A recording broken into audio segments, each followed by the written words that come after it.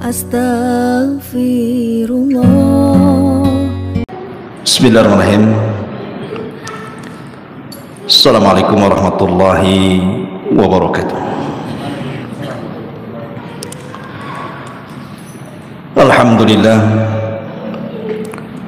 Alhamdulillahilladzi hamdan katsiran tayyiban mubarakan fih kama yuhibbu rabbuna wa yardah. Asyhadu an la ilaha illallah wahdahu rabbi la syarika lah wa asyhadu anna Muhammadan abduhu wa rasuluhu alladzi la nabiyya ba'dah. Rabbi israh li sadri wa yassir li amri wahlul 'uqdatam min lisani yafqahu qawli, amma ba'd.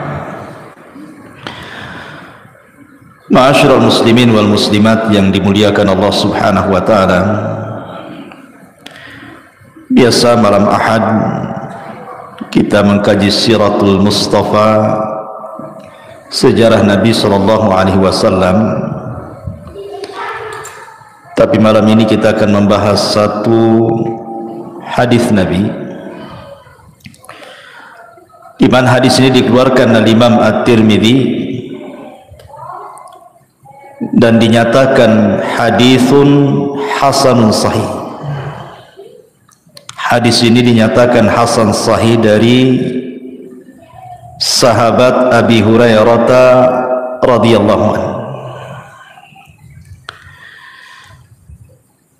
Qala Rasulullah sallallahu alaihi wasallam, ma yazalul bala bil mu'mini wal mu'minati fi nafsihi wa waladihi wa malihi hatta yalqallah wa ma alaihi khati'ah. Kata Nabi sallallahu alaihi wasallam, akan senantiasa ujian itu diturunkan Allah kepada seorang mukmin laki-laki ataupun perempuan, baik kepada dirinya ataupun kepada anak-anaknya ataupun kepada hartanya, sampai dia berjalan menjumpai Allah Subhanahu wa taala dan dia tidak membawa dosa sedikit pun. Hadis ini adalah hadis yang menjelaskan kepada kita tentang keutamaan sabar di atas al-bala, di atas ujian dari Allah Subhanahu wa taala. Manusia tidak lepas dari tiga kata: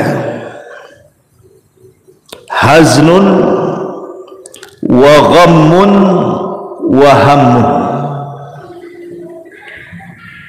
Haznun artinya kesedihan, sedih memikirkan sesuatu yang sudah berlalu.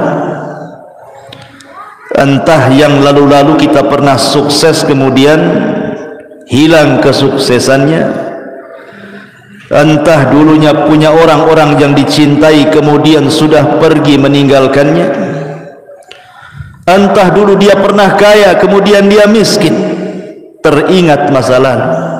Haznun, sedih jadinya, terpikir terus.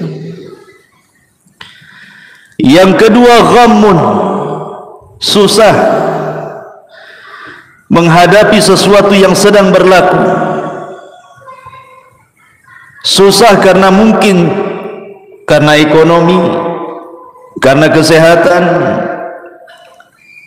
karena mungkin pasangan, anak-anak, dan begitu seterusnya. Kemudian yang ketiga hammun, bingung memikirkan masa depan. Jadi manusia tidak lepas dari tiga perkara ini: sedih memikirkan yang sudah berlalu, susah memikirkan yang sedang berlaku, bingung memikirkan yang akan terjadi masa depan. Manusia tidak lepas dari tiga perkara. Kalau tidak sedih, stres. Kalau tidak stres susah. Itulah manusia. Ya. Ma'asyiral muslimin yang dimuliakan Allah Subhanahu wa taala. Nabi Ya'qub alaihi salatu wassalam, ketika datang 10 anaknya merayu dirinya untuk membawa Nabi Yusuf bermain ke tempat yang jauh, Ya'qub tidak memberi izin waktu itu.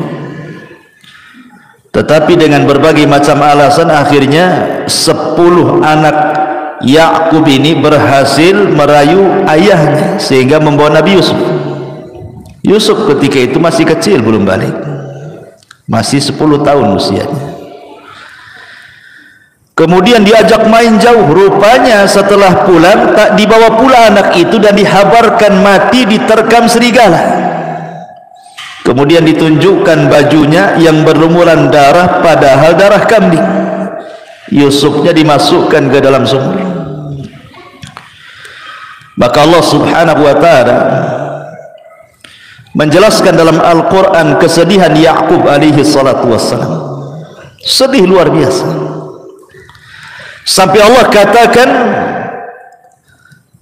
bahwa air mata yang keluar daripada kedua mata Nabi Ya'qub itu sudah tidak bening lagi, tetapi yang keluar itu air mata berwarna putih. Sampai-sampai Allah katakan seperti itu. Ya, tabyaddu aynahu wa huwa kadhib. Jadi tetesan air matanya itu sudah warna putih, sudah las, itu tidak ada lagi air mata yang keluar, saking sedihnya. Sebab itulah kemudian Ya'qub mengalami kebutaan, karena bertahun-tahun memikirkan Nabi Yusuf, menangis.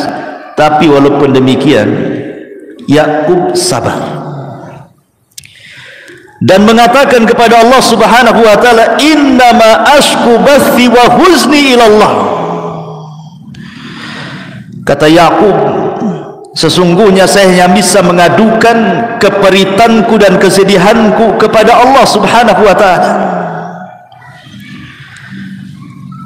Karena kesabaran dan doa Nabi Ya'qub bertahun-tahun, akhirnya Allah pertemukan juga Ya'qub dengan putranya Yusuf. Bahkan dalam kisah Israiliyat, kesedihan Ya'qub ini sampai Allah utus malaikat Jibril dan mengatakan, ya Ya'qub, kalau seandainya putramu Yusuf itu mati, pasti Allah akan hidupkan kembali, untuk menghibur Nabi Ya'qub. Terkadang kesedihan itu melanda kepada seorang nabi, tetapi yang kita contoh bukan kesedihannya, bagaimana dia menghadapi kesedihannya, sabar dan terus mengadukan kepada Allah Subhanahu wa taala. Karena begini, ma'asyiral muslimin, kalau kita lihat di masyarakat, ada orang-orang yang tidak tahan apabila ditimpa musibah. Contoh umpamanya sakit yang berkepanjangan, setahun tak sembuh, 2 tahun tak sembuh, 10 tahun tak sembuh. Akhirnya apa? Merasa merepotkan orang lain, dia pun berangan-angan ingin mati pula dia. Banyak orang kayak gitu. Daripada saya merepotkan orang, mati sajalah. Atau mungkin orang yang dicintainya mati, dia punya anak si mata wayang mati, dia pun ingin mati juga. Ada juga yang seperti itu tuh. Padahal ketika pamannya Nabi SAW, Abbas ibn Abdul Muttalib, detik-detik wafatnya itu sedang sakit parah. Abbas itu sedang sakit parah. Nabi berusaha untuk menghibur di sampingnya. Kemudian Abbas karena tidak tahan, dia mengucapkan sesuatu dan Rasul mendengarnya. Apa ucapan Abbas itu? Sesungguhnya aku ingin mati lebih cepat. Maka Nabi SAW mengatakan kepada Abbas, ya ammi, la tatamannayanna ahadakumul maut. Tidak boleh salah seorang di antara kalian berangan-angan untuk mati. Rasul mengatakan kepada Abbas, tidak boleh orang itu berangan-angan ingin mati, tidak boleh. Bidhurrin asabahu, dengan madarat apapun yang menimpanya, tidak boleh, dilarang, haram seorang pengen mati itu. Apa alasannya? Kata Nabi, imma muhsinan fala'allahu yazdad wa imma musian fala'allahu yasta'tib. Rasul menasihati pamannya Abbas, kenapa engkau tidak boleh berangan-angan ingin mati wahai ammi pamanku? Boleh jadi kalau Allah berikan umur yang panjang, tiba-tiba engkau berbuat baik, kau bisa menambah pahala.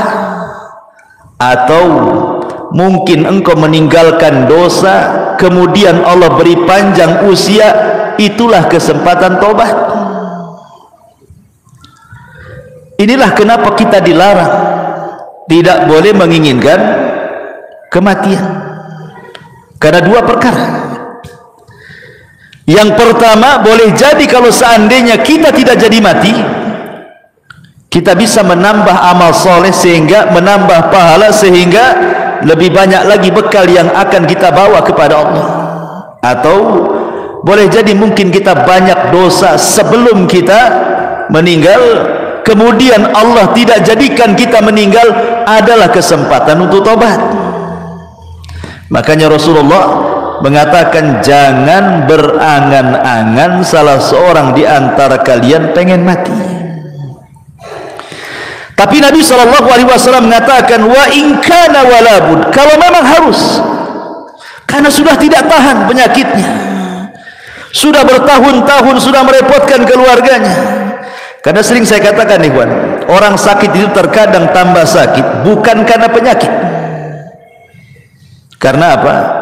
Karena sudah tidak ada lagi yang mengunjunginya. Contoh nih, saya sakit, berapa kali antum mengunjungi saya sakit? Waktu kemarin saya sakit, berapa kali antum mengunjungi anak sakit? Berapalah antum kuatnya mengunjungi itu, walaupun ustaznya yang sakit itu. Nggak mungkin pula tiap hari antum datang ke rumah. Paling sekali bawa pisang, bawa ini, bawa itu, rame-rame rombongan, habis itu les, hilang. Entah berapa bulan lagi mungkin datang. Ya. Oke lah, itu orang lain, keluarga, saudara. Sampai kapan? Lama-lama bosan juga kan.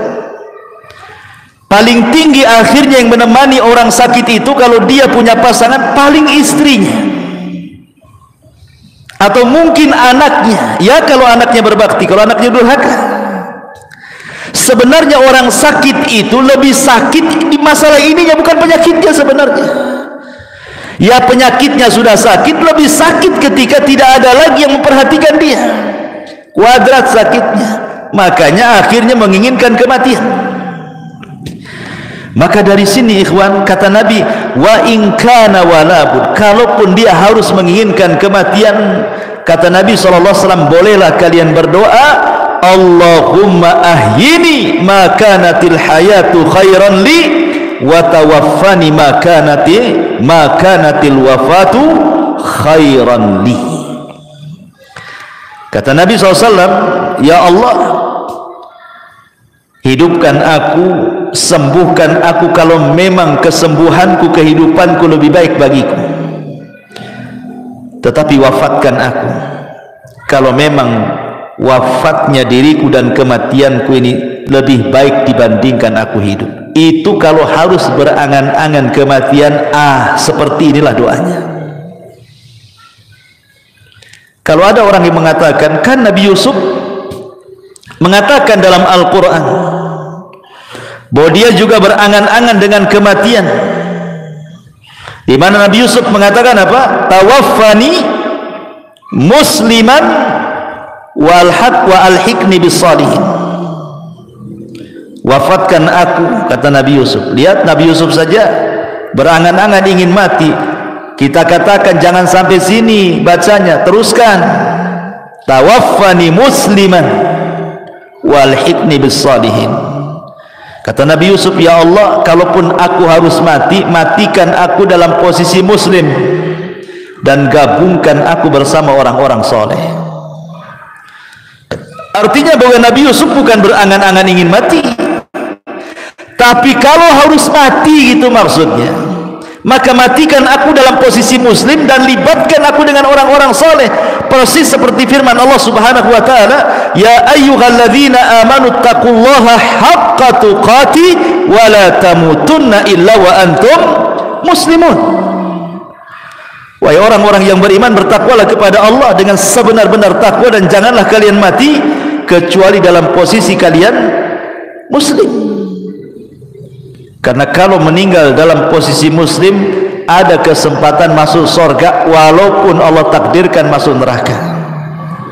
Tapi kalau mati kafir, tidak ada kesempatan lagi masuk surga.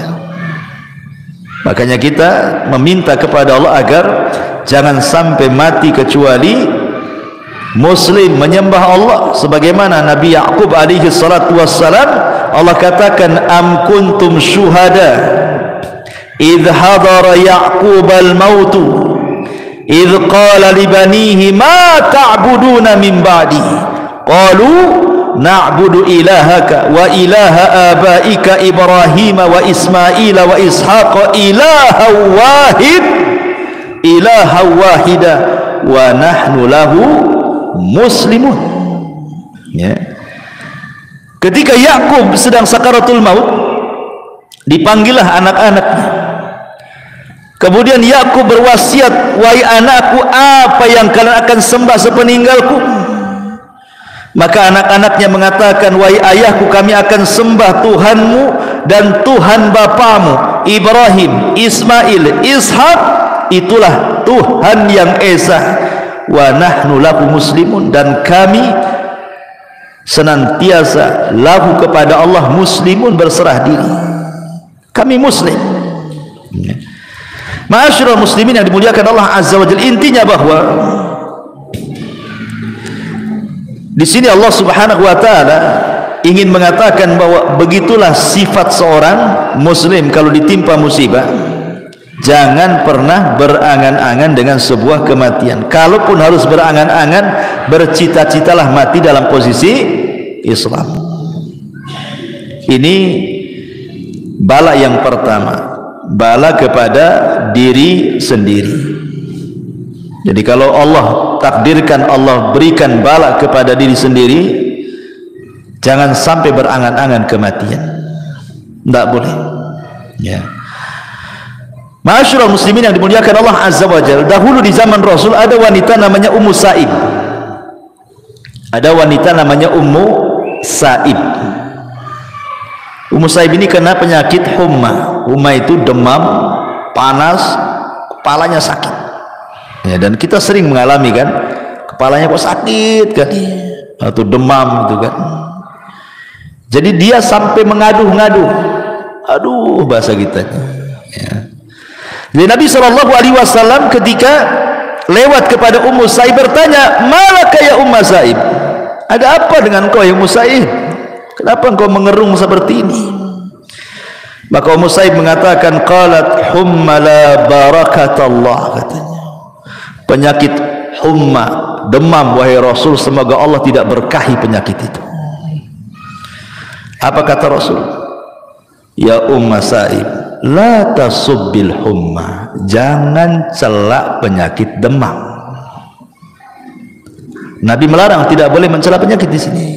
Enggak boleh, kalau antum lagi sakit kepala jangan dicela.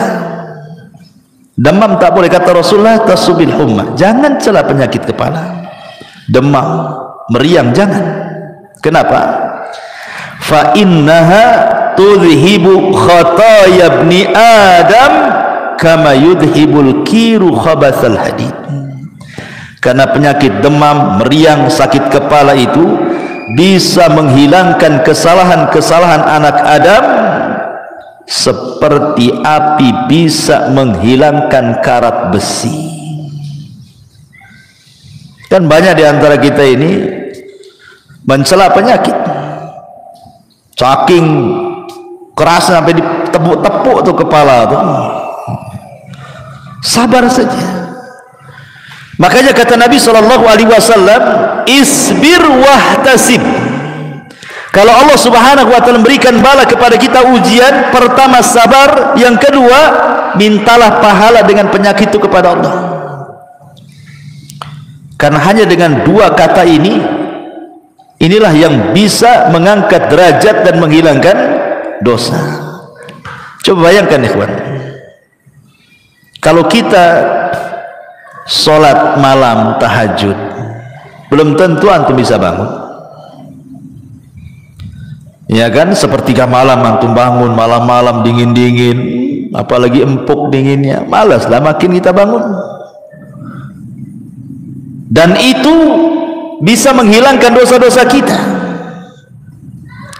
Tetapi cukup kita sabar dengan penyakit demam, tak perlu antum bangun malam. Sabar aja dengan demam. Kalau tidak sabar ya minum bodrek lah. Hilang itu demamnya. Artinya bahwa jangan mencela penyakitnya, gitu maksudnya. Karena penyakit itu sebenarnya bisa mengangkat derajat dan menghilangkan dosa. Ini yang pertama.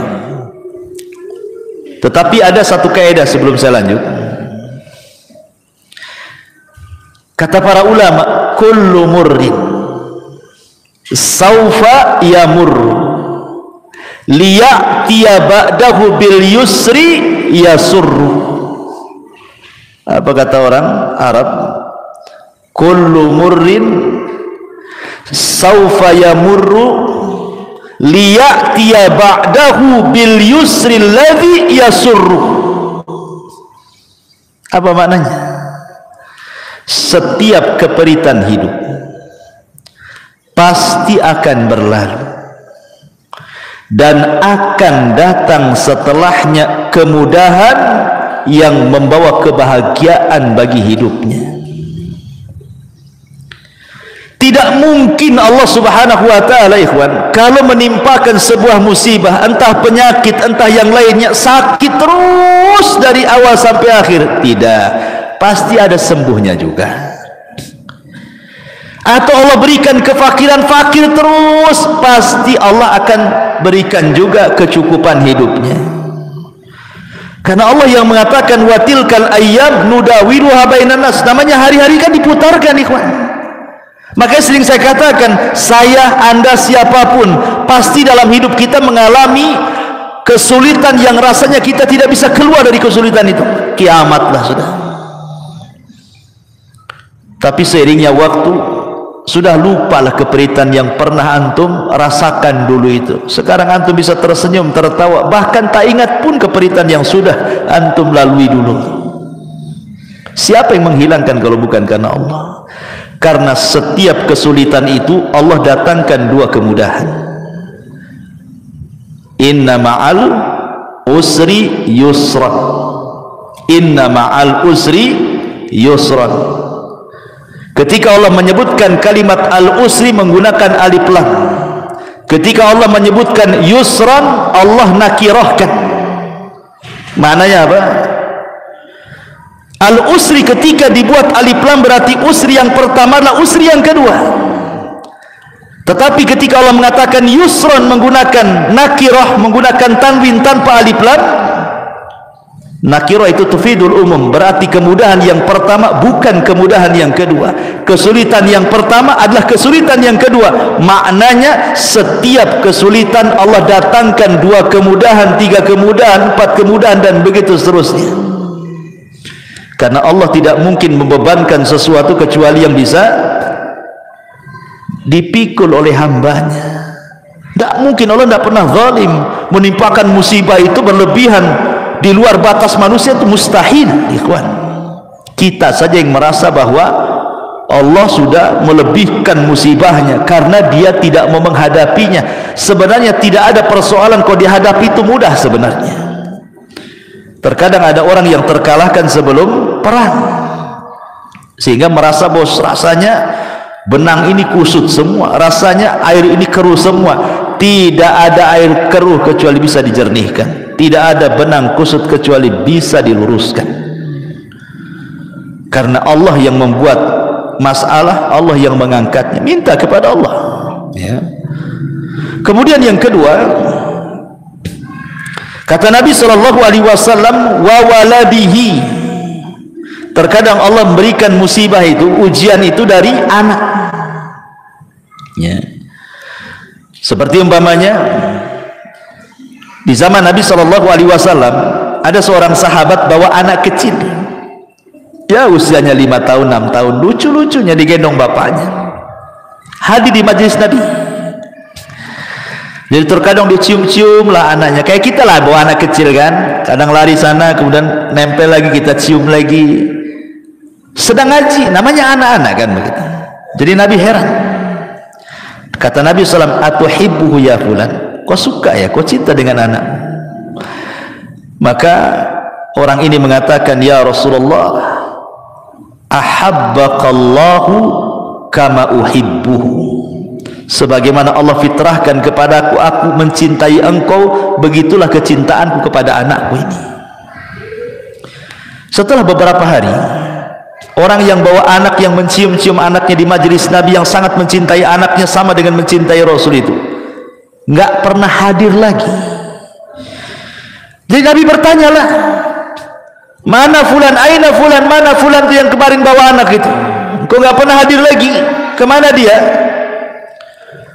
Akhirnya dicari-cari berita, rupanya dia tidak hadir lagi di majelis taklim karena dia dirundung kesedihan. Anak si mata wayangnya itu yang suka dibawa di majelis taklim itu rupanya meninggal dunia. Sedihlah dia, nggak tahan dengan kesedihannya sehingga tidak sanggup melangkahkan kaki ke majelis Nabi. Akhirnya kemudian Nabi SAW datang ke rumahnya, berusaha menghibur, takziah. Kemudian kata Nabi SAW, ya fulan, bagaimana kalau Allah berikan 2 pilihan kepadamu? Allah hidupkan anakmu wa tumatti' bihi, dan engkau bersenang-senang dengan anakmu di dunia, atau kata Nabi SAW, atau anta'tiya baban min abwabil jannah illa wajadtahu yantadiruka, atau yang kedua, engkau dapati anakmu yang sudah meninggal, tiba-tiba dia berdiri di pintu sorga dan dia sedang menunggumu. Milih mana? Milih Allah hidupkan kembali anakmu, engkau bersenang-senang sebatas di dunia dan di akhirat kau tidak dapat apa-apa, ataukah anakmu kau ikhlaskan dia meninggal, kau sabar, mintalah pahala, tapi nanti dia akan berdiri di pintu sorga, akan menunggu dirimu dan akan menarik kamu ke dalam sorga. Milih mana? Kata Rasulullah. Akhirnya anak muda ini mengatakan, ya tentu memilih anakku berada di pintu sorga. Hilang kesedihannya. Makanya suatu ketika Allah Subhanahu wa ta'ala dalam hadis qudsi bertanya kepada para malaikat pencabut nyawa. Allah Subhanahu wa ta'ala mengatakan kepada para malaikat itu, aqabadtum walada abdi, hei malaikat-malaikatku, apakah engkau sudah mencabut nyawa anak dari hambaku? Kata malaikat pencabut nyawa, na'am ya Rasul, tentu wahai na'am ya Rabb, tentu ya Rabb.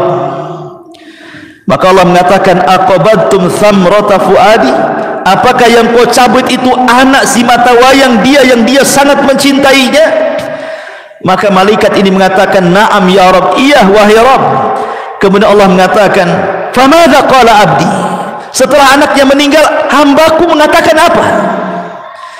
Maka malaikat ini mengatakan, hambamu mengatakan hamidaka wastarja, dia pun mengatakan alhamdulillah, inna lillahi wa inna ilaihi rajiun. Maka Allah mengatakan, kalau begitu idzan ubnu li abdi baitan fil jannah wa sammuhu baital hamdi, kalau gitu bangunkan untuk hambaku ini satu istana di sorga, kasih nama istananya Baitul Hamdi, rumah hamd, pujian, karena dia bisa mengucapkan alhamdulillah saat kematian anaknya. Ucapan alhamdulillah bukan karena mensyukuri kematian, Bukan itu maksudnya. Antum disangka orang gila nanti, ya kan? Antum orang tua meninggal, alhamdulillah. Kira-kira kata orang sebelah ini, itu ngincar warisan itu. Gitu ya? Ya. Bukan, pemahamannya mengucapkan alhamdulillah itu maksudnya kita masih bersyukur ada nikmat yang tersisa, bukan dipikirkan musibah yang berlalu. Persis seperti perkataan siapa? Urwah ibn Zubair. Saat diamputasi kakinya, Urwah bin Zubair ini mungkin kena penyakit diabetes lah, mungkin kalau zaman sekarang kan harus diamputasi kakinya. Kata sang tabib mengatakan, ya Urwah, pasti kau akan mengalami kesakitan, sebaiknya kau minum khamar. Di zaman itu tidak ada biusnya minum khamar untuk mengurangi sakit, biar mabuk, biar pusing, baru potong. Kata Urwah kepada tabib dokternya, enggak, saya enggak akan minum khamar. Coba bayangkan kalau aku minum khamar, kemudian kau potong kakiku, tiba-tiba aku mati, itu sama dengan aku mati di atas khamar, katanya. Kata dokter, nggak ada cara lain seperti itu masalahnya. Kata Urwah, gini saja, berikan kesempatan aku berwudu, kemudian aku sholat 2 rakaat. Saat aku sholat itulah potong kakiku, katanya. Nanti sakit, tidak apa-apa. Seandainya aku mati saat kau potong kakiku saat sholat, berarti aku mati di saat aku sholat. Daripada aku mati di saat aku mabuk, milih mana? Akhirnya sholat dia. Pas sholat dipotong kakinya, betul. Namanya dipotong kaki, ya sakit lah. Nggak ada obat bius lagi. Ya. Akhirnya dia mengalami sakit pingsan. Karena sakit yang luar biasa, pingsan dia. Urwah bin Zubair ini. Kemudian sang dokter pun berusaha kemudian menyadarkan Urwah bin Zubair. Subhanallah, Allah masih selamatkan dia. Siuman. Saat siuman itu datang pula kabar yang kedua, anaknya meninggal. Barusan dipotong kakinya, setelah itu anaknya pula meninggal. Makanya sering saya katakan, ikhwan, terkadang Allah memberikan musibah itu ada yang sifatnya beruntun tuh. Satu belum selesai datang yang lainnya, satu belum selesai datang pula yang lain lagi. Makanya penting kesabaran. Tapi Urwah mengatakan, alhamdulillah summa alhamdulillah, katanya. Aku mengucapkan alhamdulillah karena telah terpotong kakiku, dan aku mengucap alhamdulillah karena kematian anakku, katanya. Tabib heran, kenapa dia mengatakan alhamdulillah. Kemudian dikatakan, kenapa engkau mengucap alhamdulillah wahai Urwah? Kata Urwah, kau tidak lihat badanku, katanya. Aku punya tangan 2, punya kaki 2. Kalau baru dipotong 1 masih ada 3, katanya. Alhamdulillah masih ada 3, katanya. Kan itu. Anakku berapa? 6. Kalau tinggal 1 masih ada 5. Alhamdulillah masih ada 5. Jadi dia bersyukur bukan karena kematian, tetapi karena nikmat yang tersisa, gitu maksudnya. Dia masih mengucapkan alhamdulillah. Adapun kemudian kepada musibah yang sedang melanda dia, dia mengatakan inna lillahi wa inna ilaihi raji'un.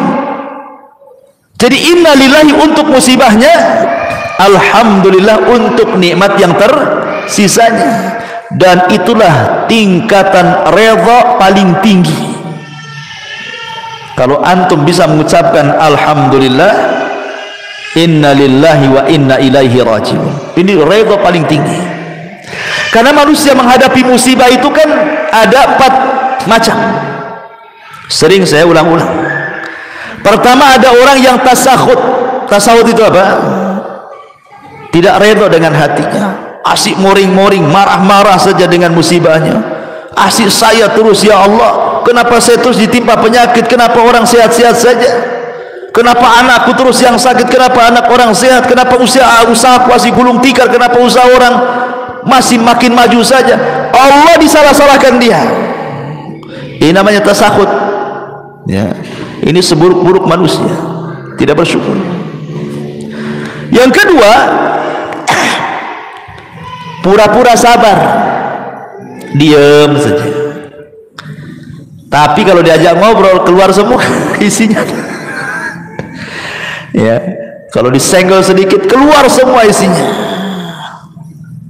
Kemudian lah itu, tapi masih mendingan lah yang kedua ini dibandingkan yang pertama kan, karena dia tidak tasabut, mulutnya dia diam saja, cuman hatinya berontak, tidak rela. Mulutnya bisa sabar, diam. Ya. Kemudian yang ketiga, betul-betul sabar dan rela, hatinya ikhlas, lisannya pun tidak menyalahkan siapapun. Kemudian yang keempat, bukan hanya rela, bukan hanya ikhlas, bukan hanya sabar, tapi dia bisa mengucapkan alhamdulillah. Oke, itu tingkat yang paling tinggi dalam redha. Ya. Kembali bahwa kalau seandainya Allah takdirkan anak kita meninggal, seharusnya apa? Bahagia. Karena anak kecil itu kalau meninggal, dia akan jadi syafaat bagi orang tuanya. Makanya dalam sebuah hadis, anak-anak yang meninggal itu, yang belum balik, maka dia akan menunggu di pintu surga. Kemudian Allah katakan, udkhulul jannah, anak-anak ngapain kau di pintu surga, masuk, masuk, masuk, katanya. Jadi anak-anak kecil tuh banyak di pintu surga. Maksudnya anak-anak yang meninggal ketika belum balik. Tentu anak-anak orang-orang yang mukmin, yang muslim. Kalau anak kafir, kafir tidak bisa dapat syafaat. Ya. Jadi anak-anak itu di pintu-pintu surga mengatakan, udkhulul jannah, masuk, masuk kalian ke dalam surga. Tiba-tiba anak-anak itu mengatakan, la ya Rabb, hatta yadkhulu abauna wa ummahatuna. Tidak ya Rabb, sampai kami bawa bapak-bapak kami dan ibu-ibu kami. Enggak mau masuk anak-anak itu. Ya. Kemudian Allah katakan lagi seperti itu, tetap jawabannya seperti itu sampai 3 kali. Akhirnya Allah mengatakan, udkhulul jannah antum wa aba'ukum wa ummahatukum, katanya. Ya sudah, kalau gitu masuk ke surga, ajak bapak ibu masukkan sekalian, katanya. Subhanallah. Ya. Jadi Allah Subhanahu wa taala kalau takdirkan ada ujian kepada anak kita meninggal dunia, maka sabarlah dan ihtisablah mengharap pahala Allah. Bukankah Nabi SAW diuji juga kan, anaknya meninggal kan? Qasim meninggal di waktu bayi, Abdullah meninggal di waktu bayi, Ibrahim pula meninggal di waktu bayi. Tiga-tiganya putra Nabi meninggal di waktu bayi. Kemudian yang terakhir, kata Nabi SAW, ujian kepada diri, ujian kepada anak, ujian kepada harta. Terkadang ada orang itu diuji dengan kefakiran, hartanya diludeskan, fakir dia. Dan ini juga terkadang membuat stres manusia kan. Jangankan lagi orang memang nggak pernah kaya, orang kaya fakir saja kepikiran. Tetapi di sini dari sisi akidahnya, ikhwan, sebelum saya jelaskan yang ketiga, ada sisi akidah yang penting. Ada di antara manusia ketika diberikan ujian yang berat oleh Allah Azza wa Jalla tidak sabar, akhirnya kemudian apa? Mengadu nasib. Kemana? Ke dukun. Ada orang tidak tahan sakit karena sudah lama sakit. Kemudian adalah bisikan dari tetangganya, oh datanglah ke itu paranormal tuh, itu bisa nyembuhkan loh, udah banyak terbukti. Setan datang. Akhirnya menggoda, walaupun di awalnya muwahhid pun tergoda juga. Karena nggak tahan sakit, gak apalah, bawalah ke dukun, yang penting sembuh. Nah, itu kan banyak yang seperti itu. Karena kalau orang sudah sakit parah, sudah merasa menyusahkan orang, dia akan berusaha mencari jalan apapun caranya. Karena biasanya orang yang sakit seperti ini, setan lebih dekat dibandingkan malaikat. Ataupun orang-orang yang bangkrut usahanya, orang-orang yang gulung tikar, orang-orang yang miskin, orang-orang yang lemah iman, mereka mengadu nasib kepada siapa? Datang ke paranormal. Ikhwan, sering saya katakan, manusia itu punya alam sendiri. Jin dan syaitan punya alam sendiri. Binatang punya alam sendiri. Kita tahu bahwa dukun itu kerjasama dengan alam jin. alam syaitan. Dan tidak ketemu alam-alam ini. Antara alam jin, alam manusia dengan alam binatang itu nggak akan ketemu. Bagaimanapun antum lintas alam nggak akan ketemu. Contoh, kita lihat di YouTube ada harimau nerkam kijang. Karena itu mangsanya, makanannya langsung dikoyak dimakan. Antum mau lintas hewan, beli ayam di pasar, nggak digoreng, langsung dimakan mentah-mentah. Bisa antum kayak gitu? Beda. Memang binatang seperti itu. Antum nggak mungkin lintas binatang niru-niru kan? Ya. Sebagaimana binatang punya alam sendiri, memang dia caranya begitu makannya. Kita beda lah. Nggak bisa kita harus rajang bawang dulu, bawang merah, bawang putih, bawang apa, jadilah dia gulai, jadi tengkleng, jadi macam-macam ya kan. Beda ya. Karena harimau pun dikasih tengkleng belum tentu mau, apalagi banyak mericanya di situ, bersin-bersin dia ya. Karena beda alamnya. Makanan kita nggak mau juga binatang itu makan, sebagaimana kita juga nggak mau niru binatang kan. Artinya alam mereka berbeda, alam kita sendiri, alam jin juga berbeda. Kenapa jin itu disebut jin? Karena jin itu tidak nampak, makanya disebut jin. Kenapa tidak nampak? Supaya kita jangan ada komunikasi. Kenapa tidak boleh berkomunikasi? Karena tidak akan nyambung dengan kehidupan mereka. Lah, yang ingin saya katakan bahwa kita ini hidup di alam nyata. Maka yang nyata-nyata sajalah di depan kita. Kalau depan kita ada kangkung, makan tuh kangkung. Kalau depan kita ada tempe, makan tuh tempe. Kalau ada lalapan, makan tuh lalapan. Kalau memang di hadapan kita ini supir ojek, ya sudah jadi supir ojek. Kalau anda supir taksi, jadilah supir taksi. Kalau anda tukang bangunan, jadi tukang bangunan. Yang real sajalah gitu. Jangan menghayal. Karena orang yang datang ke dukun itu orang-orang yang menghayal sebenarnya. Karena itu menghayal orang itu. Dia ingin jadi manajer instan bahasanya itu. Tolong Pak Dukun, mantra-mantra si bos itu supaya saya bisa jadi manajer. Mereka dukun itu beda dengan dokter Ikhwan. Kalau dokter gini, gimana dok bisa? Oh kayaknya saya tidak bisa. Kayaknya antum harus dirujuk ke dokter ini. Datanglah ke dokter ini, ke dokter ini. Oh nampaknya penyakitmu parah, saya tidak bisa nih. Rujuk ke dokter sana. Itu dokter. Kalau dukun tak ada. Kata dukun ini, oh saya tak bisa, saya rujuk kok ke dukun sana. Nggak ada. Dukun itu semua mengatakan bisa. Nggak ada dukun tak bilang tak bisa. Dukun mana yang tak bilang tak bisa itu? Semua dukun bisa. Semua dukun pasti bilang bisa. Nggak akan bilang nggak bisa. Karena dukun itu penipu, makanya dia jawabannya pasti bisa, nggak akan bilang nggak bisa. Kalau dokter itu nggak ada yang menipu, memang sesuai dengan bilang dia, namanya nggak tahu ya nggak tahu, nggak mungkin dia malpraktek. Tapi dukun itu dari awal sampai akhir memang malpraktek mereka itu, nggak ada prakteknya, semuanya malpraktek. Makanya jawabannya bisa, nggak ada rujukan tuh. Kenapa? Karena dukun satu dengan yang lainnya saingan. Nggak mungkin kalau dia rujukan maknanya melemahkan bahwa dia dukun tidak sakti. Nggak ada lagi orang datang ke dia jadinya kan. Itu sama dengan merendahkan dia. Makanya nggak ada ceritanya dukun ngasih rujukan tuh nggak ada. Makanya saya katakan kita hidup di alam nyata yang real sajalah.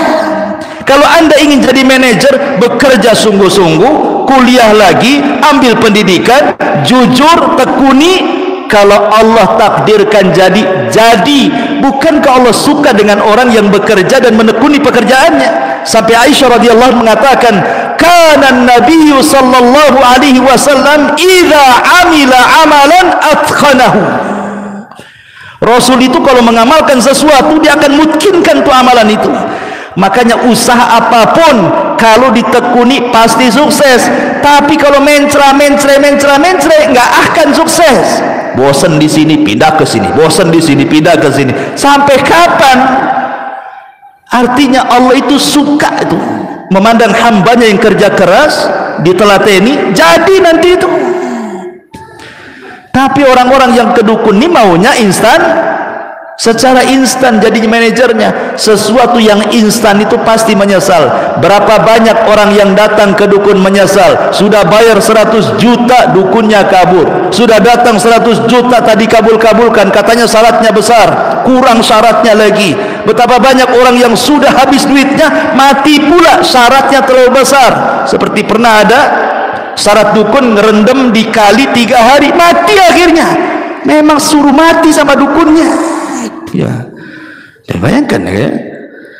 Jadi saya katakan bahwa kalau ada musibah tidak perlu datang ke dukun. Apa yang datang ke dukun? Dukun itu penghayal semuanya. Maka hiduplah dengan kenyataan, hadapilah secara real. Kita ini punya alam sendiri, jin punya alam sendiri. Nggak perlu komunikasi dengan jin. Yang lebih parah pula minta nikah dengan wanita jin, makin bingunglah kita. Secantik-cantiknya jin itu jelek, ikhwan. Seorang syekh pernah meruqyah. Rupanya yang masuk ke tubuh orang yang kesurupan ini jin yang paling cantik di kabilahnya. Ketika ditanya, bagaimana bentukmu? Dia mengatakan, aku punya 9 kaki, katanya. Itu jin yang paling cantik itu, kakinya 9. Kira-kira nih, antum dijodohkan dengan model paling cantik, bukan jin, manusia, tapi kakinya 3, disebut cap kaki 3. Kira-kira mau nggak antum? Ini nih betul-betul model cantik, tapi kaki 3. Saya kira mikir antum, walaupun cantik, apalagi jin, kalau kakinya sudah 9 bukan manusia, gurita itu namanya. Itu sudah jadi sotong itu. Jadi masyarakat muslimin yang dimuliakan, nggak akan ketemu alam manusia dengan jin itu. Jadi nggak perlu lintas alam tuh. Makanya ngapain coba orang datang ke dukun mau lintas alam gaib, dipercepat jadi manajer, jadi ini, jadi itu, cepat kaya. Itu semua hayalan. Makanya kalau saya katakan berbicara soal masalah ujian, musibah dan begitu seterusnya, hadapilah kenyataan yang ada di depan kita. Itulah hadapi kenyataan seperti itu. Kalau memang Allah takdirkan masih miskin, berdoa, bekerja, kan begitu. Tidak perlu datang ke sana kemari. Anda miskin datang ke dukun, makin miskin lah. Karena uangnya habis sama dukun, kan itu miskin kuadrat namanya ya. Taib. Jadi ujian yang ketiga adalah ujian kepada harta. Ujian harta ini 2, bisa kaya bisa miskin, dua-duanya ujian. Justru kaya itu ujian lebih berat lagi, karena soalannya 2, dari mana kau dapat, kemana kau belanjakan. Kalau orang miskin mau ditanya dari mana kau dapat, kemana kau belanjakan, aku tak dapat, macam mana mau belanja, katanya kan, nggak bisa dia. Kalau orang kaya sibuk dua-duanya tuh, dari mana, oh iya hasil ini hasil itu, kemana kan kau tuh, 2 soalan. Makanya kalau kita bicara tentang harta, ada orang itu satu, cara carinya halal, cara membelanjakannya halal, berkahlah hartanya, karena bisa menjawab 2 soalan. Yang kedua, cara kerjanya halal, dibelanjakannya haram. Capek dia kerja 1 bulan, dia banting tulang keras, terus bekerja, keringat bercucuran, sudah gajian 1 bulan untuk berzina, untuk hura-hura, poya-poya dan begitu seterusnya. Maka dia tidak selamat dari pertanyaan yang kedua, tapi selamat dari pertanyaan yang pertama. Dari mana harta? Selamatlah antum. Kemanakan harta? Tak selamat antum ya. Yang ketiga, caranya haram. Caranya haram, rampok ya, mendustai orang, mengambil hak orang, tapi disumbangkan ke masjid, ke anak yatim.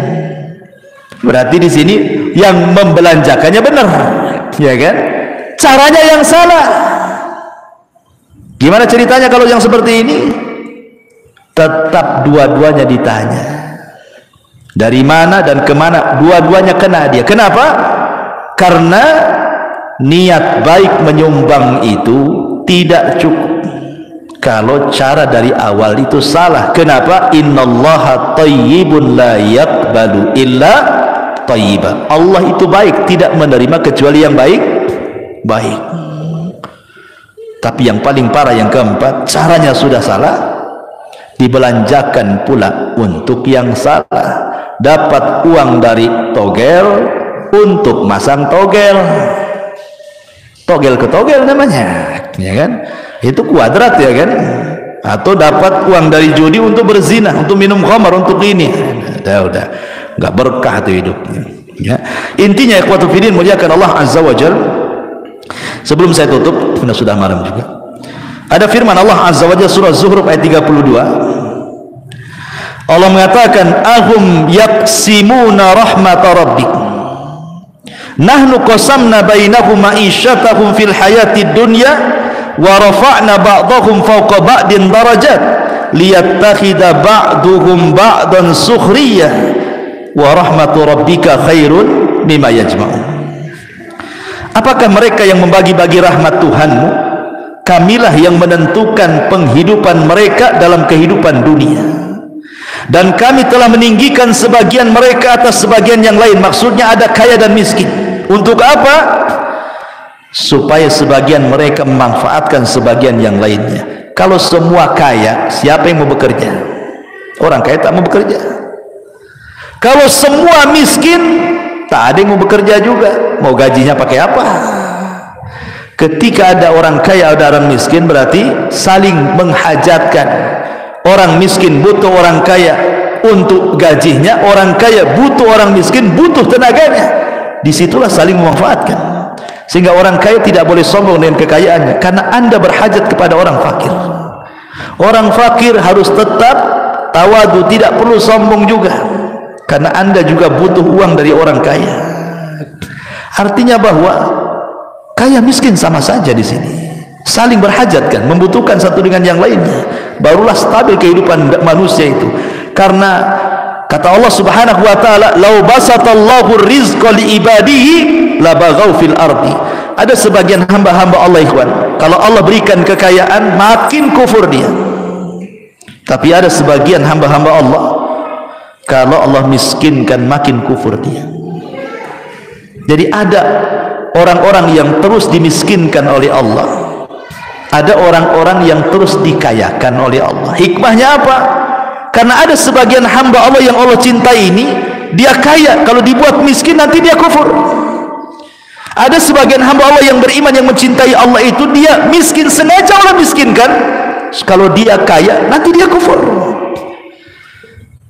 Karena ada kaidah, al-bala tudzakiruka minallahi khairun minan naimi tunsika minallahi azza wa jalla.